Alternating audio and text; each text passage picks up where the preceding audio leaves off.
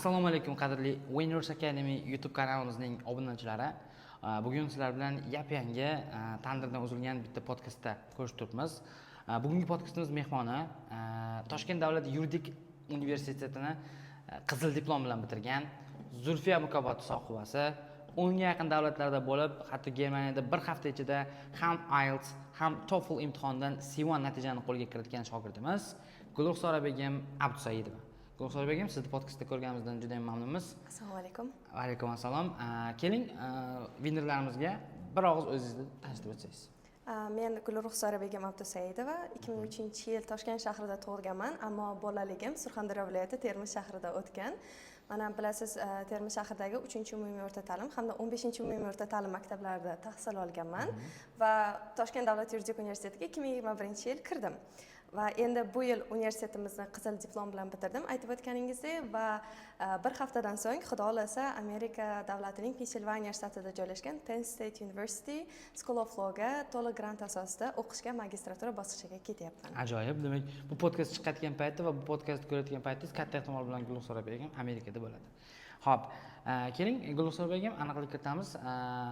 Toshkentda tug'ilgansiz va Termizda o'sgansiz, lekin o'zi aslida qayerliksiz?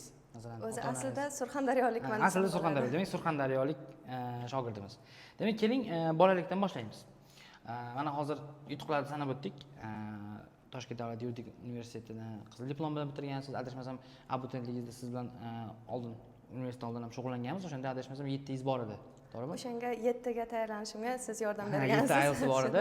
Va o'sha demak universitet oldin 7 IELTS, keyin universitet mana qizil diplom bilan yuridik universitetini qizil diplom bilan tugatish menimcha uncha oson ish emas deb o'ylayman. Chunki ko'p shogirdlar bilan gaplashganimizda juda qiyin deb aytishadi. Zulfiya mukofoti sohibasi bo'lgansiz va juda ko'p davlatlarga sayohat qilgansiz. Va mana shularda hammasini boshlanish nuqtasi, ya'ni mana shu yo'l nimadan boshlangan, qayerdan boshlangan? Buni barchasini boshlanish nuqtasini menimcha ota-onam sabab desam bo'ladi, ayniqsa ayam, chunki to'g'risini aytsam ingliz tilini umuman yomon ko'rardim.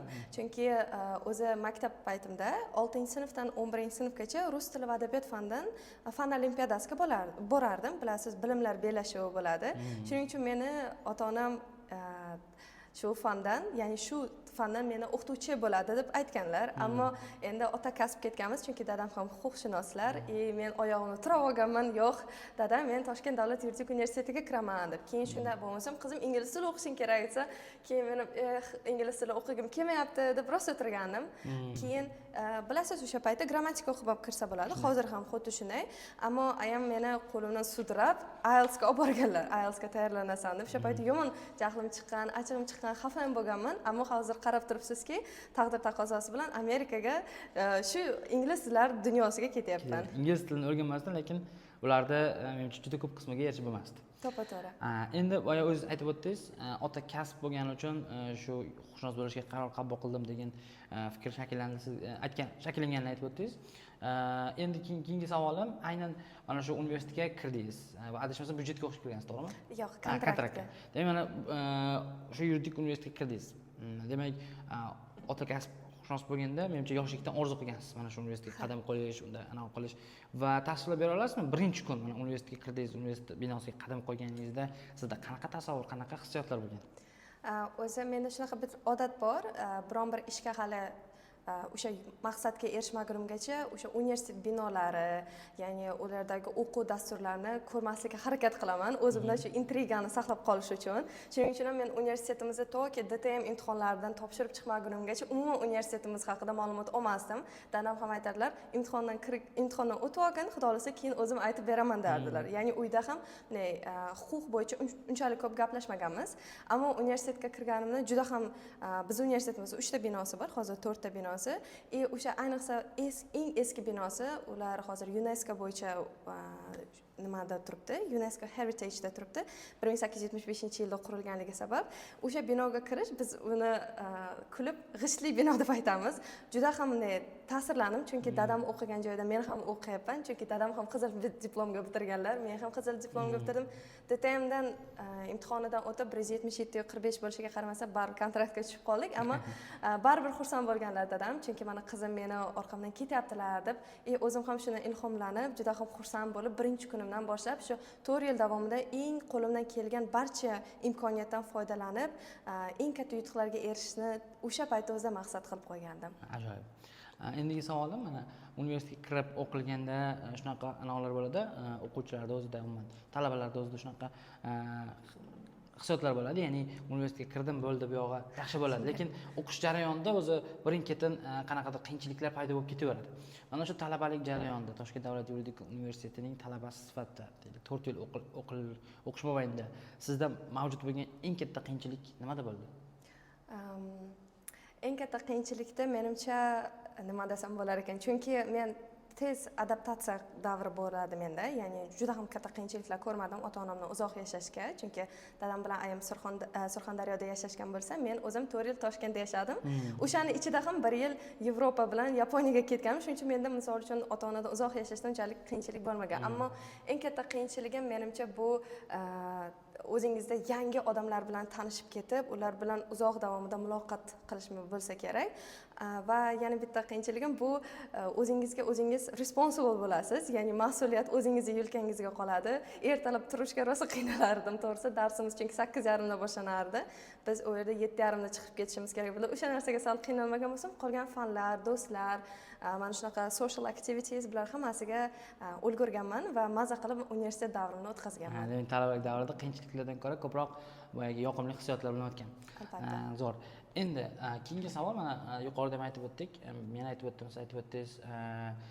Demak, qizil diplom olgansiz. Endi mana shu qizil diplom nima uchun kerak bo'lgan? Chunki masalan, ko'p talabalarda shunaqa narsa bo'ladi, qizil diplom nimaga kerak degan savolga ba'zilar haqiqatan javob bera olmaydi. Qizil diplom olishim kerak deydi. Ya'ni masalan, birinchi kurs bo'lganda hamma talaba o'z oldiga maqsad qo'yadi.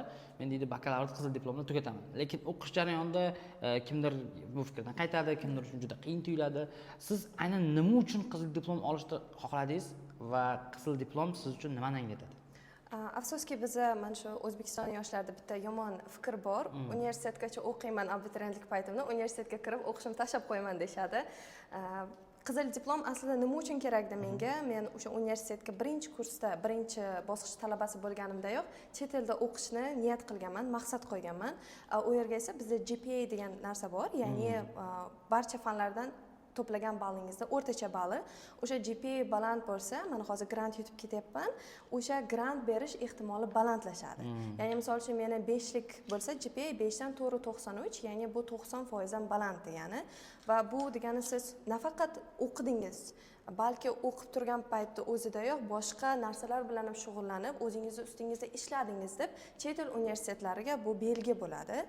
Va chet el universitetlari juda ham bunga qattiq qarashadi. Misol uchun biz aytadi, ishga kirayotganda diplomga qaramaydi, mana bu baholar kerak emas, bu noto'g'ri narsa.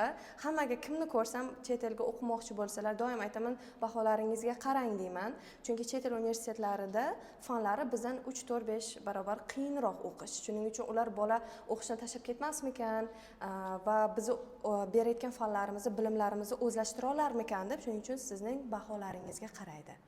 Tushunarli. Demak, ana o'quvchilar mana hozir Gul aytgandek, ko'p o'quvchilar bizda bo'ladi, bakalavr o'qishga kirgandan keyin bakalavrda o'qiyotgan o'quvchilar IELTS o'rganadi. Nima uchun desak, chet elga ketishim kerak, chet elda magistrda o'qiyman deydi. Demak, agar siz ko'p turadigan shunaqa magistrda chet elda o'qishni niyat qilgan shogirdlarimiz bo'lsa, demak siz nafaqat ingliz tilini, balki universitetdagi ballaringizni ham, baholaringizni ham yaxshilab olishingizga harakat qilishingiz kerak, chunki demak GPA'siz magistrda o'qish, yaxshi universitetga kirish ertaga qiyinchilik tug'dirishi mumkin. Demak, davom etamiz. Endi mana qizil diplom oldingiz. Mana shu qizil diplomni qo'lingizga ushlaganishdagi hissiyot qanaqa bo'ldi? Men buni kutgandim desam. O'zi qizil diplom olishni kutgandim, bu faqat it was matter of time. Ya'ni vaqt, o'sha vaqtni kutib turgandim.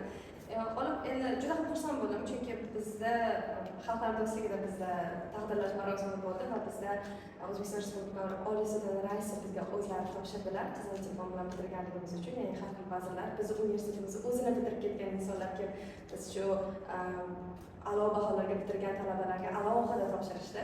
Juda ham xursand bo'ldim va dadamga ko'rsam, dada siz ham mana bitirdingiz, men ham bitirdim deb ko'rsatganman. Juda ham xursand bo'lgan edim. Endi sizga keyingi savol, mana siz yutuqlarga erishyapsiz, ya'ni har doim shunaqa hissiyot bo'ladi insonda. Agar shuni boshqacharoq qilgan bo'lardi degan narsa bo'ladi.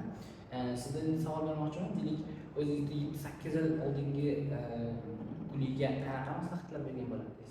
O'zi ko'p kishi mana shu umrining oxirida yoki biron bir necha yildir o'tganidan keyin hamma so'rardi, nima qilgan bo'lardik, nimani o'zgartirgan bo'lardik deydilar. Ammo men o'ylayman, bu narsani aytmagan bo'lardim o'zimni kichkina shu yo'liga, chunki agar o'sha xatolarni qilmaganimda, o'sha yo'llardan o'tmaganimda men hozir shu darajaga yeta olmasdim. Chunki har bitta sizda o'sha qiyinchilik, yutuqlaringiz, aziyat chekkanlaringiz, kechasi biroq uxlamasa dars qilganlaringiz, bularning barchasi hozirgi darajamga bo'lgan shu contribution qilgan, hissa qo'shgan. To'g'ri. Endi mana hozir men yuridik universitetga kirdik, nima oldim? Ayniqsa bitta oldik, yuridikka kirdik va qiziq imtihon oldik. Mana shu 3 ta yutuqimizda, ya'ni ayniqsa bitta olish, universitetga kirish, chunki undan tashqari misol uchun biz boshqa fanlarda o'qiganmiz, boshqa narsalar qilganmiz. Mana shu yutuqlarga erishganda sizga qanaqa odatlar va sifatlar katta yordam berdi? Birinchisi intizom bo'lsa kerak. Intizom degani hamma har kuni dars qilish nimalarda deb o'ylaydi. Men bundan tashqari sizda o'zingizning maqsadingizga bo'lgan intizom deb o'ylayman. Chunki har kuni ertalab turganingizda, ya'ni ertalab turganingizda o'zingizning maqsadingizni esga tushish, nima uchun shu narsani o'qiyotganingiz, nima kelajakda rejalaringiz borligini har kuni eslash men uchun shu narsa intizom bo'ladi. Chunki o'sha kelajakdagi maqsadlaringiz sizga turtki bo'ladi har kuni ertalab turib ishlaringizni qilishga. Bu birinchisi deb aytsam, boshqa odatlar haqida bo'lsam, har kuni albatta kitob o'qirdim, keyin ozroq bo'lsa ham universitetda darslarni qilardim, o'zim ustimda ishlardim, chet tillari, misol uchun chet tillari haqida biladigan bo'lsam, ingliz, rus, yapon va nemis tillarini o'rganganman. Yaponiyaga borganda yapon tilini o'rganib boshlaganman, Germaniyaga borganda nemis tilini o'rganib boshlaganman. Bularning barchasi mana shu o'zingizda ustingizda tinmay ishlash, ya'ni progress ko'rish, mana shu eng katta menga bo'lgan yordamchi kuch bo'lgan. Ajoyib. Mana e'tibor beradigan bo'lsangiz, bizda boshqa podkastlarimizni ko'radigan, har doim podkastlarimizni ko'rib yuradigan o'quvchilarga aytmoqchiman.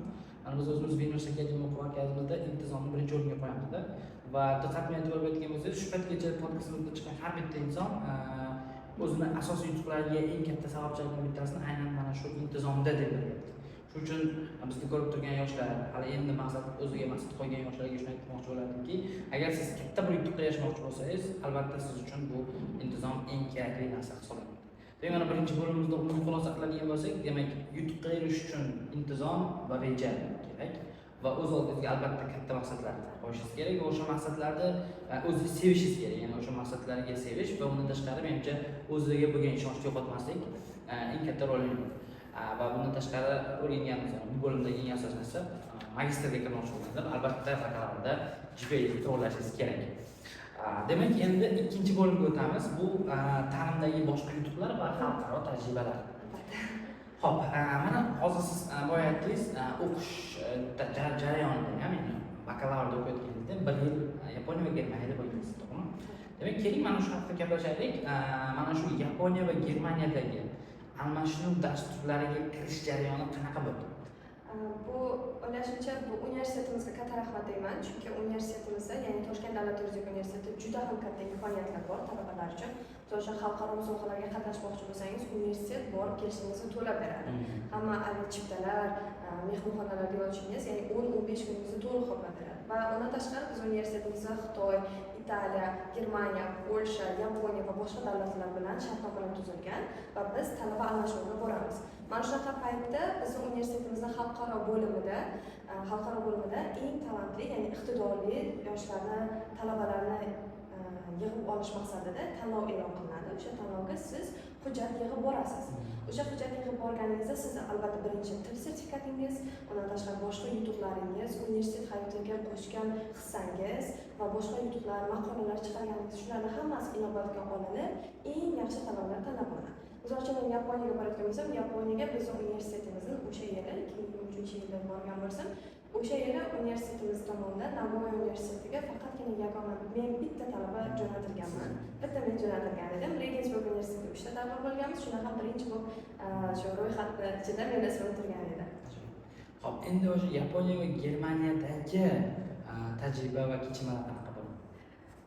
Yaponiyaga borsam, og'zim ochilib qolsam, uyalmasam aytgan bo'laman. Chunki men shuncha o'qishni yaxshi ko'radigan inson, u yerdagi yaponlarning o'qish tizimini ko'rib juda hayratlandim.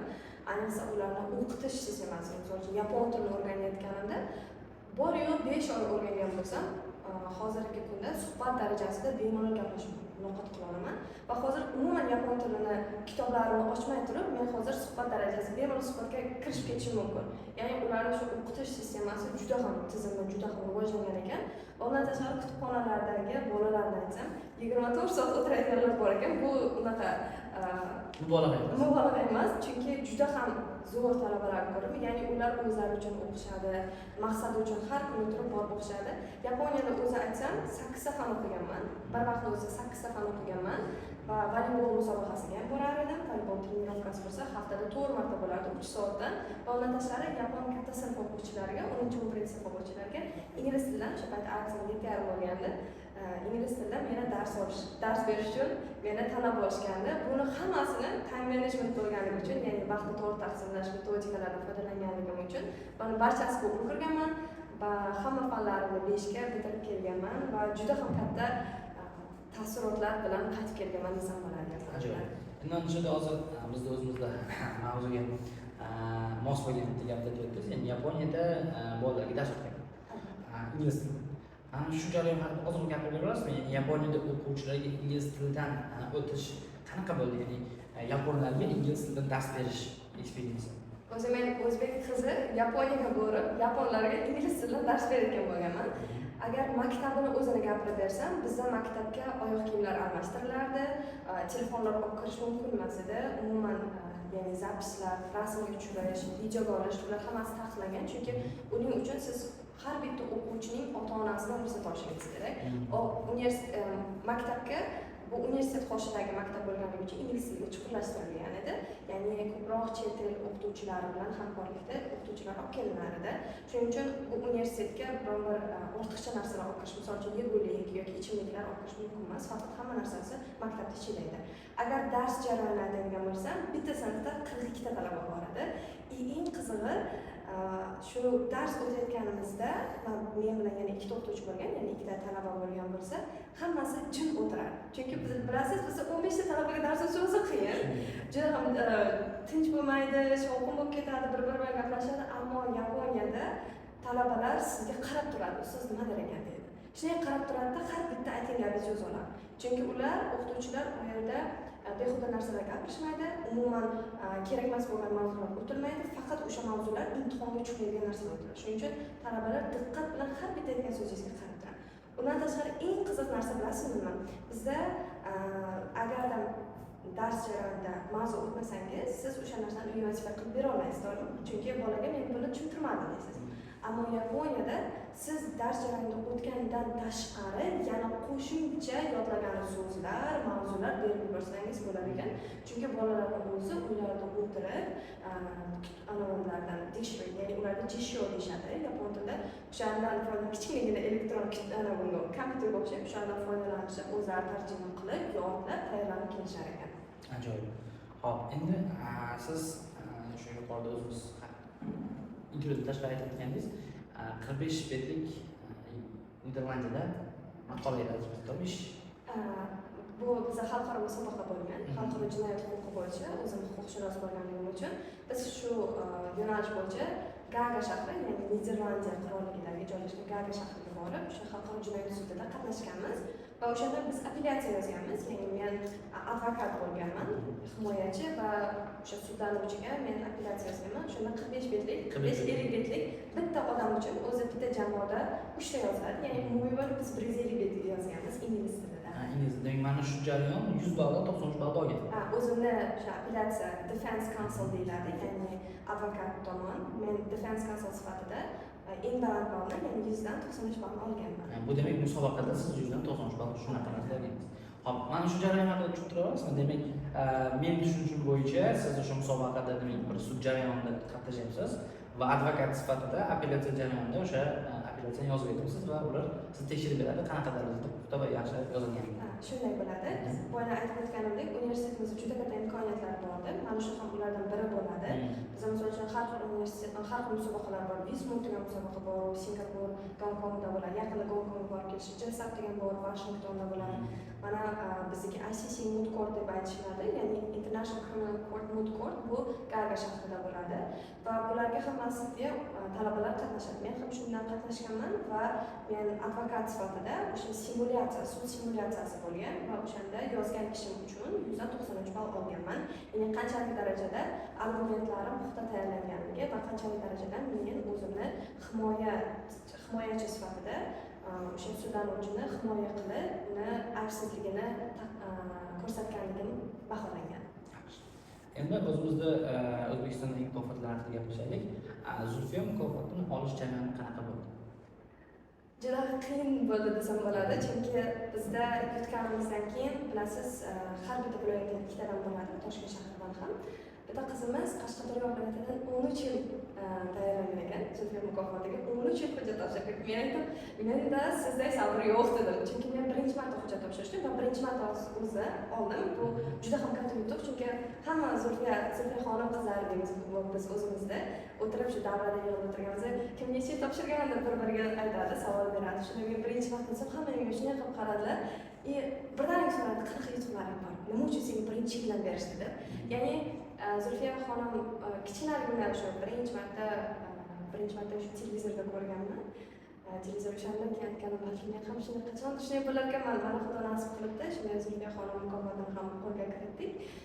Ammo bunga jarayonda, hujjat topshirish jarayoniga aytadigan bo'lsak, oktyabr oyida hujjat topshirish boshlangan va men Germaniyaga oktyabr oyida uchib ketganman. Shuning uchun ota-onam menga juda ham katta yordam berishdi. Shuning uchun ota-onamga rahmat aytaman. Barcha hujjatlarni yig'ib, men bu yerda hammasini tahlil bersam ular chiqarib, erinmasdan ikkita katta ko'p papkaga 100 betlik papkani to'ldirib, hokimiyatga har safar olib borib, agarda kamchiliklar bo'lsa qaytadan yana chiqarib, erinmasdan ishlarni qilganlar juda ham minnatdorchilik bildiraman. Birinchi shahar bosqichi bo'ladi, undan keyin viloyat bosqichi bo'ladi. Viloyat bosqichida menga Zoom platformasi orqali bo'lgani, chunki men Germaniyada edim. Zoom platformasi suhbat, shu erishgan yutuqlaringiz, boshqa qilgan ishlaringiz hammasi so'raladi. Undan keyin esa respublika bosqichi yanvar oyida bo'ldi. Respublika bosqichi yanvar oyida bo'lishiga qaramasdan, undan tashqari universitetimizda xati bilan va hokimiyat xati bilan meni Zoom platformasi, ya'ni onlayn qilamiz deyishdi. Ammo shunga qaramasam baribir dadamga aytdim, yo'q, men qaytib kelaman, respublika bosqichiga o'zim qatnashmasam bo'lmaydi dedimda. O'sha Toshkent akademiyasi, Prezident akademiyasida o'sha yerda bizda respublika bosqichi bo'ldi va respublika bosqichidan muvaffaqiyatli o'tib olib, mana endi shu mukofotga ham erishdik. Endi adashmasam, Zulfiya mukofoti sovrindorlariga muhtaram prezidentimiz shaxsan o'zlari mukofot topshiradi. O'sha jarayon qanaqa bo'ldi? O'zingizda qanaqa his qildingiz o'sha joyda? Biz 7-mart kuni muhtaram prezidentimiz bilan uchrashgan edik. 7-mart kuni 2025-yil, ya'ni shu yil. Va bizni rosa ham tayyorlashdi, chunki bilasiz, davlatimiz rahbari ularni oldinga chiqasiz, qanday yurish kerak, qanday to'g'ri borishingiz kerak, qanday salomlashishgacha hammasini o'rgatishgandi bir kun oldin. O'sha kunda o'zim ertalab repetitsiya bo'lgandi.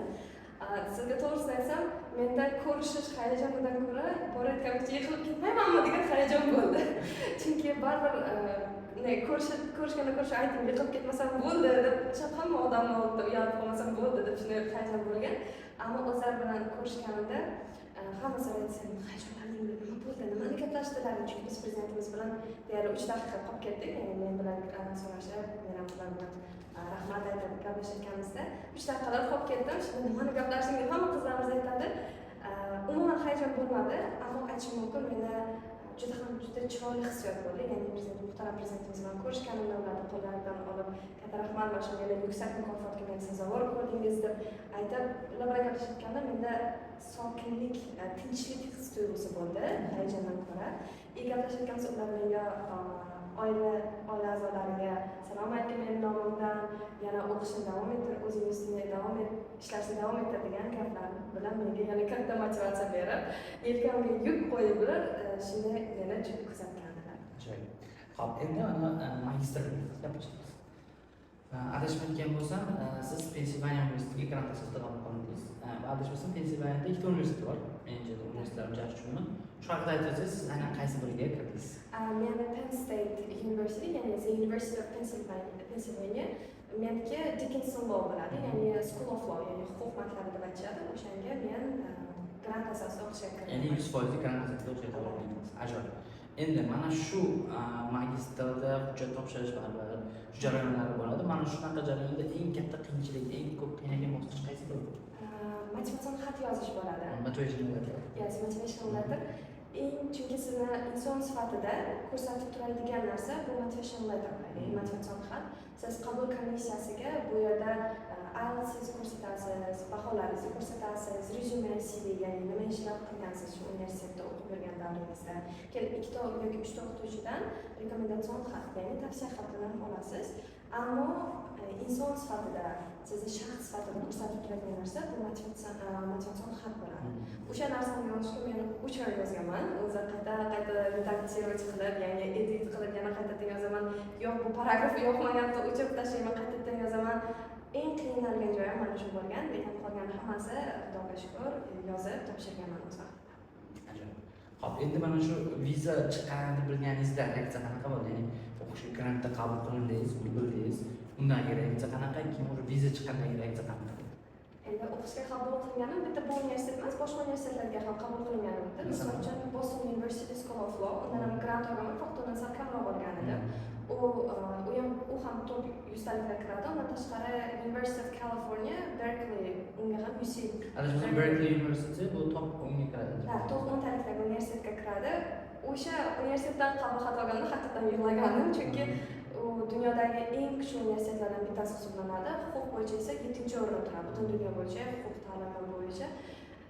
Va universitetlardan qabul xati olaverganim sari juda ham xursand bo'lib ketaverardim. Ya'ni mana shuncha qilgan mehnatlarimni mevasini ko'rish bu har bir insonga lazzat beradi deb o'ylayman. Undan keyin endi vizaga tayyorlanishimiz kerak deb aytganman dadamga. Shunda viza hujjatlarini qildik. Mana DS, I-20 degan hujjatlar bor. Ularni to'ldirib, ularni elchixonaga olib borgan edim. Va 9-aprel kuni elchixonaga kirgan edim.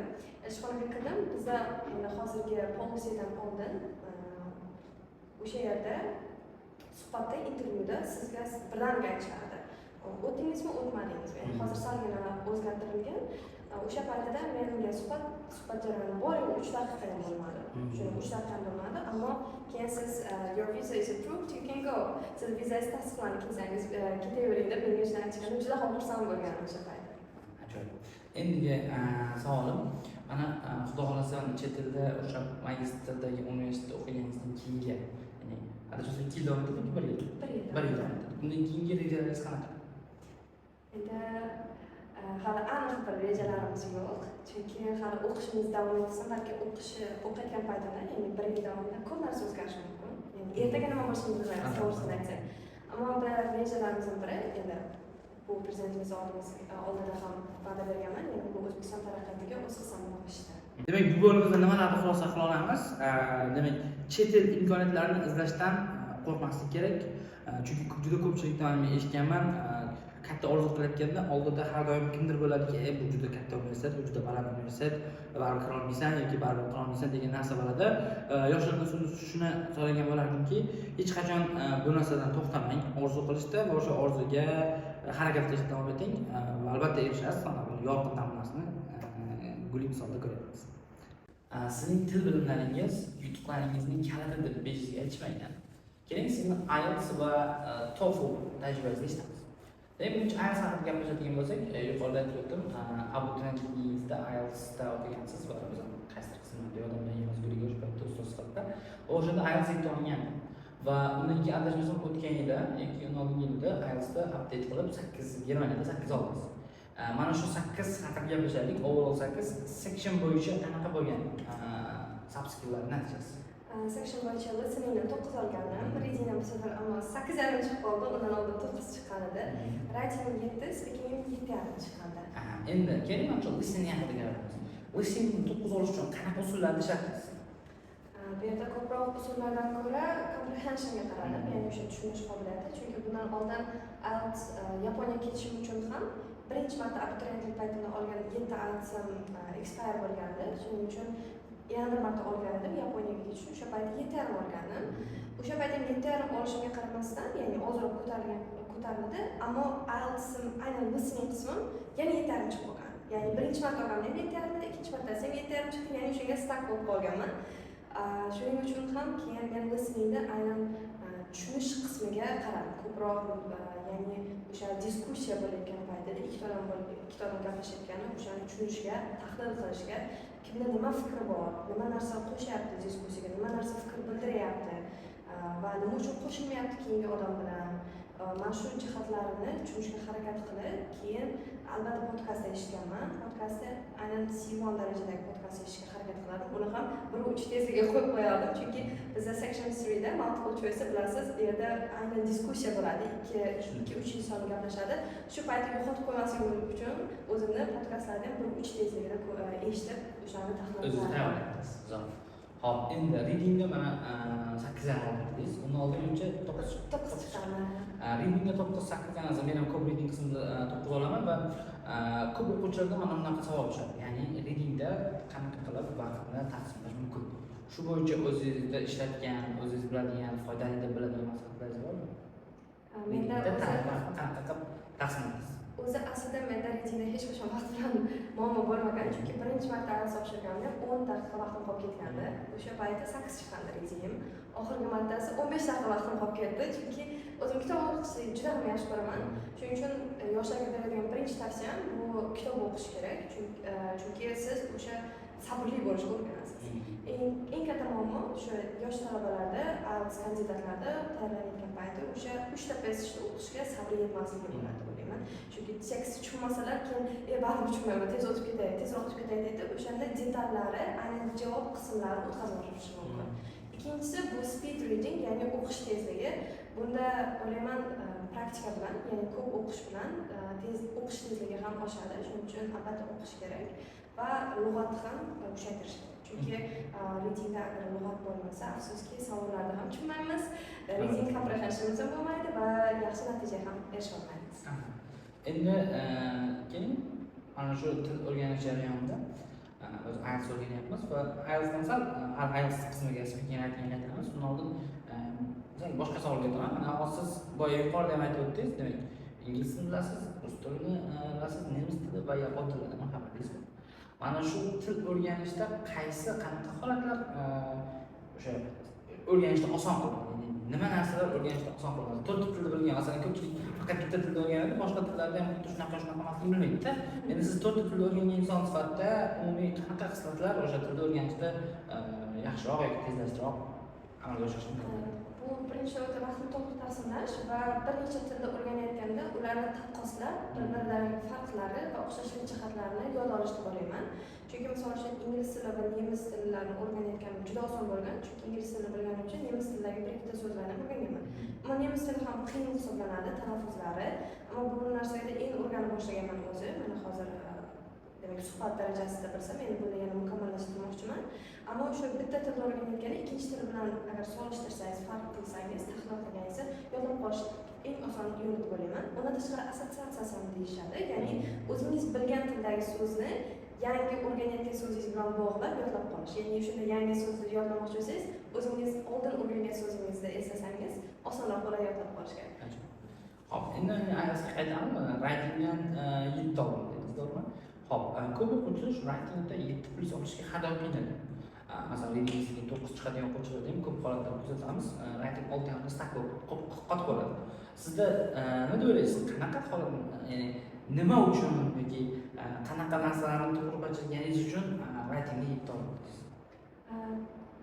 Menimcha bu yerda o'zim ham stack bo'lib qolganman 6,5 2 marta topshirganda aytganim, o'shanda ham 6,5 chiqqan. Va eng katta muammo bunday o'ylab qarasam, vokabulari bilan grammarga bo'lgan ekan, ya'ni chiroyli yozish, ya'ni tushunarli qilib yozish. Chunki bizda aytadi, bodyga bo'layotganingizda, agar tushunarli qilib umuman ekzaminlar o'qiyotganida biroq umuman to'xtamasdan o'qisa, bizlar to'xtamasdan hech qanaqa savollar tug'ilmasdan o'qisa, o'sha 7lik darajaga ko'tarildingiz deb ko'p internetlarda shuni ko'rardim videolarda. Va o'zimni shu 6,5 7 ga ko'tarish uchun birinchi navbatda top basic vocabulary'ga ishlaganman, g'oyalarga va grammarga ishlar edim. Chunki yozayotganim juda ham uzun sentenslar yozib tashlardim. To'rt qator chiqib ketadigan sentenslar.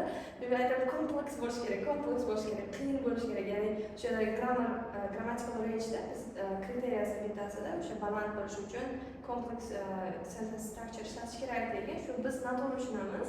Noto'g'ri tushunishimiz sababi biz qanchalik gapingiz uzun bo'lsa, qiyin bo'lsa, shunday baland olamiz deb o'ylaymiz. Aslida bu noto'g'ri ekan, chunki o'zim ham orada bitta nimalik ega kesimda gap ishlatardim, keyin ko'proq uni ko'proq qilar edim va o'shanda yozganim, demak ba'zi paragraf yozganligim juda tiniqlashib, aniq bo'lgan va o'sha narsa meni yetuk topganishga yordam bergan o'ylayman. Zo'r. Endi mana bu imtihonlar oldida masalan har bir o'quvchi hayajon bo'ladi. Mana men o'zim juda ko'p imtihon topshirganman. Shu TTM davridan boshlagan bo'lsak, IELTS va boshqa imtihonlar va o'z-o'zidan aniq bilaman, siz ham juda ko'p imtihon topshirgansiz. Nima deb o'ylaysiz? Sizda kimlarda hamma har xil bo'ladi. Kimdir ko'p imtihon topshirgan sari hayajoni leveli pasayib boradi. Kimda esa farq yo'q. Qancha imtihon topshirsa, baribir ozroq hayajon bor. Sizda qaysi biri birinchisi? Menimcha ikkinchisi bo'lsa kerak. Sizda hayajon bor. Albatta, chunki har bir imtihonning maqsadi bor. Imtihonni yiqilsangiz, demak siz nimagadir erisha olmaysiz. Sizda o'sha narsa qo'rquv bo'ladi. Lekin bilsangiz, hayajonga juda erk berib yuborsak, bu bizni zararimizni ishlatadi. Buni albatta nima qilishimiz kerak? Nazorat qilishimiz kerak. Ko'p o'quvchilarda shu narsada muammo bor. Siz juda ko'p imtihonlar topshirgan va o'sha hayajonni yenga olgan kandidat, nomzod sifatida, imtihon topshiruvchi sifatida yoshlarimizga qanaqa maslahat bering? Men o'zi stressni o'zimni foydamga ishlatar edim. Ya'ni o'sha imtihonni aytardim, men o'z bilimimni hamma kuchimni ko'rsataman bularga deb. Imtihonga kirardim, mana shunaqa nastroyda kirar edim. Shu paytda hayajon bo'lar edi, ammo men shu hayajonni imtihonni natijasini zo'r bo'lishi uchun ishlatganman. Mana shunday qilib o'zimga o'zim dalda berib, albatta har bir imtihon oldin menda an'ana bor. Bitta o'zim yaxshi ko'rib bitta qo'shiqda eshitar edim musiqani va bitta stiker shkolat yerdim. O'zimni o'sha kayfiyatimni ko'tarish uchun. Ajoyib. Endi keling mana qilamiz. Hozir siz demak 3 marta IELTS topshirgansiz. Birinchi marta siz ustozlar yordamida topshirgansiz, lekin menimcha ikkinchi, uchinchisi asosan self-study shaklida bo'lgan. Mana shu self-study shaklida IELTS imtihoniga tayyorlanayotganda asosan qanaqa resurslardan foydalangansiz, ular qaysilari siz uchun foydali, haqiqatan foydali bo'ldi? Birinchi marta IELTS topshirganimda bu yerda Surxondaryoda tayyorlanganman. Ikkinchi martasida yetarlichani albatta bir ikkita ustozdan yordam olganman. Ammo oxirgi marta topshirganim haqiqatan self-study bo'lgandi. Endi o'sha oxirgi marta tayyorlangan davrimni eslasam, o'sha paytda ko'proq vocabularyga urg'u berardim. Bilasiz, bizda vocabulary for IELTS bor. Shuni birinchi qismini tugatganman. Keyin advancedni o'zim cover qilib, o'zim tugatgan edim. Undan keyin albatta maqola o'qidim va Spotify'da bir nechta podkastlarda eshitardim. Misol uchun eng yaxshi ko'rgan podkastim bu Wall Street Journal'da The Journal degan podkasti, ya'ni siyosat, biznes, ekonomika, mana shu hammasi o'z ichiga olgan podkast bo'ladi. Uni har kuni 15-20 daqiqa bo'lsa bitta podkastni 2-3 marta eshitar edim. Undan tashqari yana o'zi oxirgi marta IELTS topshirganimda juda ham qattiq o'qiganman. Birinchi marta o'qiganimdan qattiq o'qigan ekanman. Shunday qarasam 10-15 soat o'qigan ekanman. Juda ham qiyin bo'lgani, ammo qo'limdan kelgan barcha ishlarni qilib va o'sha internetdagi open resurslardan barchasidan foydalanib, o'zimni foydamga ishlatganman. Ajoyib. Xo'p, keling, endi TOEFL imtihoni haqida gaplashamiz. Birinchi savol, nima uchun sizga aynan TOEFL imtihon topshirish kerak bo'ldi? Amerikada shu top universitetlariga hujjat topshirish uchun, mana aytdim Berkeleyga va boshqa yana bir ikki universitetlarga ular o'zlariga kirib olganini to'g'risini aytsam, yo'q biz IELTS qabul qilmaymiz, faqat TOEFL topshirasan dedi. Men aytdim, nima ekan bu imtihon dedim o'zi. TOEFL imtihoni nima ekan o'zi dedim. Keyin o'tirib o'zi 2 haftagina vaqtim qolgandi. Chunki motivatsiya xat, boshqa tavsiya xatlari va CV, rezyumelar hammasi tayyor edi, bitta TOEFL qolgan. Shuning uchun IELTS bilan TOEFLni bir vaqt o'zida topshirishimga to'g'ri kelib qoldi. IELTSda 7 olishim majburiy edi, TOEFLda esa 100 olishim majburiy edi. 100 bu C1 daraja bo'ladi. O'shanga tayyorgarligimda faqat YouTubedan foydalanaman. Boshqa nimam yo'q edi, chunki o'qituvchi yo'q. Qayerga borishni bilmayman. 2 hafta hech qancha o'qituvchi olmaydi. Keyin faqat shu YouTubedan foydalanib tayyorlanganman. Va TOEFLda necha olgansiz? 100 ball, 120 dan 100 ballni olganman. O'zimizga kerak bo'lgan narsaga olganmiz. O'zi sizga aytsam, shu speakingdan 7,5 chiqqan-ku, IELTSni oxirgi marta topshirgan. O'zi 8 chiqishi kerak edi. Ammo TOEFL imtihoni speakingga IELTS bilan boshqa farq qiladi. Unda speakingda biz bor yo'q 60 soniya gapirishimiz kerak. O'shanga o'zimni o'rgatganimda speaking part 2 bor, IELTS bilasiz, 2 daqiqa gapirishimiz kerak. O'sha paytda to'xtab qolganman 60 soniyadan keyin o'rganib qolganligim uchun. Chunki birinchi TOEFL imtihoni topshirib, keyin IELTS topshirganim. Chunki to'xtab qoldim, keyin nima gapirishni bilmay, ertadan gapirgandim. Shu sal ta'sir qildi, qolgani hammasini eplay oldim. Endi mana shu ikkita imtihon, IELTS va TOEFL imtihonlaridagi eng asosiy farqlar nima bo'ladi? Imtihon formatida. formatini o'zi birinchisi ketma-ketliklar, section ketma-ketliklarida IELTSda bizda bitta setda bir o'tirishimizda birinchi listening, reading, writing, undan keyin biz speaking qilamiz. TOEFLda esa umuman boshqacha, birinchi reading bo'ladi, listening, speaking o'sha yerda o'zida bo'ladi, keyin writing bo'ladi. Ya'ni siz to'rttala section ham bir vaqtda o'zida topshirasiz. Keyin readingni qisqacha aytadigan bo'lsam, bizda 3 ta passage bo'lsa, bu imtihonlar bor yo'g'i 2 ta passage, 10 ta savol bo'ladi. Listeningda 28 ta savol, speakingda 4 ta va writingda esa 2 ta bo'ladi. Demak, savollarda Farqli. ajoyib. Endi demak, bu bo'limni xulosa qiladigan bo'lsak, bir nechta tillarda o'rgangan shu tillarda o'rganishning asosiy qismi demak, menimcha har kuni albatta muntazam mashq qilish kerak, chunki har kuni consistency deymiz. U bo'lmasa tilni o'rganish biroz murakkab va zaif tomonlarni topib, ular ustida ishlash kerak. Endi winnerlarimiz uchun eng foydali bo'lgan qismga o'tamiz, ya'ni sizning maslahatlaringiz va hayotiy saboqlaringiz. Birinchisi, sizga mana shu muvaffaqiyatlar davomida bir qanaqadir baribir qiyinchiliklar bo'ladi. O'sha yerda sizga yana ham kuch beradigan va oldinga sizni majburlaydigan bironta so'z yoki ibora yoki biror bir hayotiy shioringiz bormi? Shuni rosa ko'p o'ylaganim o'zi, chunki hamma mendan so'raydi, motivatsiyani qayerdan olasiz? Nima narsalar sizga yordam beradi shuncha yutuqlarga erishishga? Men o'ylayman, bu kelajakdagi o'zimni ko'rishdir. Ammo agar aynan shu quote, ya'ni shu so'z, gap haqida aytadigan bo'lsak, unda oyga intil, agar unga yetishmasang ham yulduzlar orasida porlaysan. Ya'ni bu ingliz tilidan o'zi olingan. Ya'ni bu sizni katta maqsad qo'yish, katta orzulardan qo'rqmaslikka undaydigan. Chunki ana shu maqsadlarga erishmasangiz ham, bundan kichikroq bo'lsa ham, lekin juda katta ahamiyatga ega bo'lgan yutuqlarga erishishingizga sizga yordam beradi. Xo'p, intizom deganda siz nimani tushunasiz?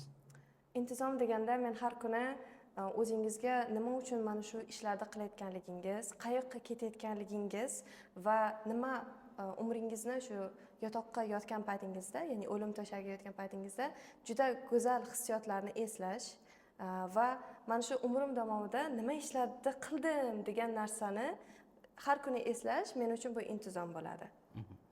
Xo'p, mana har bitta o'rganish jarayonida yoshligimizdan bizga maqsadlarimiz bor, maqsadlarimiz uchun nimadirlar o'rganamiz, ko'p vaqtimizni bag'ishlaymiz va o'sha jarayonda nimadirni qurbon qilishga to'g'ri keladi. Masalan, shaxsan o'zim misol uchun deylik, ingliz tiliga tayyorgarlik, shu universitetga tayyorgarlik qilayotgan jarayonda juda ko'p o'zimga kerak bo'lgan hobbilarimdan, o'zim xohlagan hobbilardan voz kechganman. Shogirdlarimiz bilan gaplashamiz, kimdir o'g'il bolalar shu futbolda sal voz kechadi, kimdir kompyuter o'yinlaridan voz kechadi va hokazo. Sizda shu qanaqa narsa bo'lgan, o'sha qurbonlik rolini beradigan narsa nima bo'lgan? Birinchi navbatda yaqin atrofimdagi o'rtoqlarim bo'ladi. Balki uzr so'rashim to'g'ridir, chunki maktabda har xil sinfdoshlar bilan chiqasiz-ku, men uchun aylangan shunaqa joylarga bormasdim, chunki faqat vaqtimni kitob bilan, ya'ni o'zim ustimda ishlash, imtihonlarga tayyorlanish bilan o'tkazganman. Va eng qizig'ini aytsam, men imtihonlarga podvalda tayyorlanganman. Chunki uyda ukam, singlim, dadam, ayam kelib turganda men tinch joyda tayyorlanishim kerak edi. Stolimni, gilam bilan hammasi podvalga olib tushib, o'sha yerda kechqurun soat 7:30 da uxlab, ertalab soat 3:30 da turardim-da, 12 soatlab dars qilar edim. Ya'ni uyqudan voz kechishga to'g'ri kelgan, ba'zida kerakmas bo'lgan joylarga, ya'ni sinfdoshlarim bilan bormasligimga to'g'ri kelgan va albatta telefonlar, social media, ya'ni Telegram, Instagram va shunga o'xshash bizning vaqtimizni ko'p oladigan, ammo natija bermaydigan narsalardan voz kechishga to'g'ri kelgan. Endi mana hozirgi kunda mana dunyo global asri, dunyoda texnologiya asri va boya o'zingiz aytdingiz, chalg'ituvchi narsalar juda ham ko'p. Albatta. Mana shularni qanaqa qilib o'rganasiz? Masalan, shu social media, boshqa mana bu deylik telefon, YouTube va hokazolardan qanaqa qilib voz kecha olgansiz va qanaqa qilib shularni yenggansiz? Buni yengishga menga bitta kitob yordam bergan. Bu kitobni siz ham ko'p aytasiz, kanalingizda ham, YouTube'da ham, Telegramda ham. Bu diqqat kitobi bo'ladi. Men bu kitobni ingliz tili va rus tillarida o'qigan edim. O'sha kitob menga qaytadan dunyoga qarashni o'rgatgan. Ya'ni mana bu qilayotgan ishimiz qanchalik dunyoda iz qoldirishi. Chunki agarda biz butun fokus bilan, ya'ni diqqatimiz bilan qanaydir ish qilmasak, o'sha ish hali ko'p uzoq davom etmaydi, o'z izini qoldirmaydi, natija bermaydi va bu men o'z tarixda, ya'ni o'zimni ismimni qoldirish niyatida turgan inson sifatida menga juda katta ta'sir qilgan. Ya'ni men o'zimning maqsadimga juda ham tirashib mehnat qilishim kerakligini o'rgatgan. Xo'p, yoshlar eng ko'p qiladigan vaqtni boshqarish xatosi qaysi deb o'ylaysiz? O'ylayman, ular vaqtni qadriga yetmaslik. Birinchi navbatda vaqtni qadriga yetmaslik. Mana shu katta universitetlarga, ya'ni top universitetlarga magistratura bosqichiga hujjat topshirayotgan paytimda men vaqtni qadrini, har bitta soniyani qadrini juda ham qattiq, achchiq haqiqat bilan tushunib yetdim. Va misol uchun bizda keyin agar dunyo mana hayotiy, kundalik hayotimizdan aytadigan bo'lsak, biz maktabdan qaytsak yoki universitetdan qaytsak, hali ota-onamiz ovqat tayyorlashamiz, misol uchun onalarimiz ovqat tayyorlayotgan paytida ovqat tayyor bo'lguncha 15 daqiqa vaqtimiz bo'lsa, keling YouTube'da o'tiraylik, keling Instagramda o'tiramiz. Hatto o'sha paytda 15 daqiqani ham o'zingizni foydangiz uchun ishlatish kerakligini ba'zida o'sha abituriyentlar, IELTS kandidatlari esidan chiqaradi. Har bitta topgan vaqtingiz daqiqadan unumli foydalanib, o'zingizni kelajakdagi rejalaringiz uchun taqsimlashingiz kerak. Xo'p, endi keyingi savolim, til o'rganishda, umuman muvaffaqiyatga qozonishda kerak bo'ladigan kitoblar bor. Hayotda misol uchun diqqat kitobini aytdik, misol o'sha diqqat kitobidagi olgan xulosalaringiz sizga deylik har qanday vaziyatda dars qilayotganingizda yoki umuman biror bir ish bilan shug'ullanayotganingizda diqqatni oshirishga yordam beradi. Shunga o'xshash yana qanaqa kitoblar tavsiya qila olasiz? Ya'ni ilm yo'lida o'rganayotgan o'quvchilarga yordam beradigan, nimani to'g'ri, nimani noto'g'ri qilayotganini bildirib turadigan yoki ularga bir qanaqadir dastyor bo'ladigan qanaqa kitoblar? Menimcha ikkita kitob, mana shu diqqat kitobi bilan 3 ta bo'ladi. Ikkinchi kitob bu Atom odatlar bo'ladi. Bu ham ko'p qaytariladigan kitob. Va yana bitta kitob bor, bu time management bo'yicha, ya'ni vaqtni to'g'ri taqsimlash bo'yicha juda ham katta yordam bergan kitob. Bu ingliz tilida o'qigan edim. Ancha bo'lganda o'qiganimga 12 weeks in a year adashmasam, ya'ni bir yilda 12 hafta. Ya'ni siz bir yilni 4 ga bo'lib, 12 haftalik reja tuzib, 12 haftaga 3 ta maqsad qo'yib shunga erishasiz. Ya'ni chunki bu misol uchun yangi yil rezolyutsiyalar qo'yamiz-ku, biz yangi yilda men uni qilaman, buni qilaman, ammo bir 4 oydan keyin esimizdan chiqib ketadi. Ana shu narsani oldini olish maqsadida ham shu kitob sizga yordam berishi mumkin. Zo'r.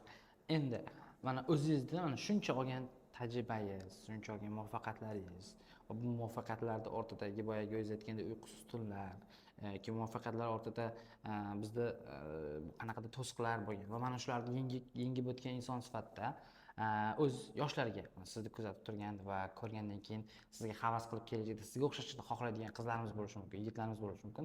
Ularga eng katta tavsiyangiz nima bo'ladi? Eng katta tavsiyam hech qachon orzu qilishdan to'xtamaslik va o'sha orzularga boricha qo'lingizdan kelgan barcha imkoniyatlardan foydalanib, tirashib, kurashib o'sha orzularga yetishdir.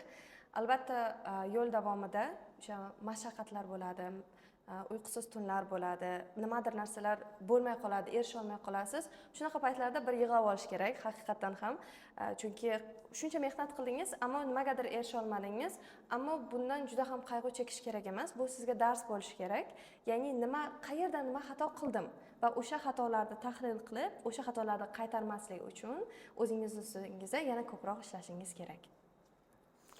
O'g'il bolalar, agar sizlar men yig'lamayman desang, bironta joyga borib baqirsalaring bo'ladi. Demak, bugungi suhbatimiz o'z nihoyasiga yetdi. O'ylaymanki, yoshlar uchun, bizni kuzatayotgan winnerlarimiz uchun juda ham foydali va juda ham kerakli suhbat bo'ldi. Bu suhbatga erinmasdan kelganingiz uchun sizga kattakon rahmat. Xudo xolasa, o'ylaymanki, shu Amerikadagi magistrlik faoliyatingizni tugatib, 1 yildan keyin bundan ham katta yutuqlarga erishganingizda, kelasi yil menimcha shu vaqtlarga to'g'ri keladi. Amerikadagi yutuqlaringiz haqida yana bitta alohida podkast olamiz. Va winnerlar ham o'sha podkastda intizor bilan kutadi, xudo xolasa. Xudo xolasa. Rahmat sizga kattakon Amerikadagi faoliyatingiz uchun. Katta rahmat.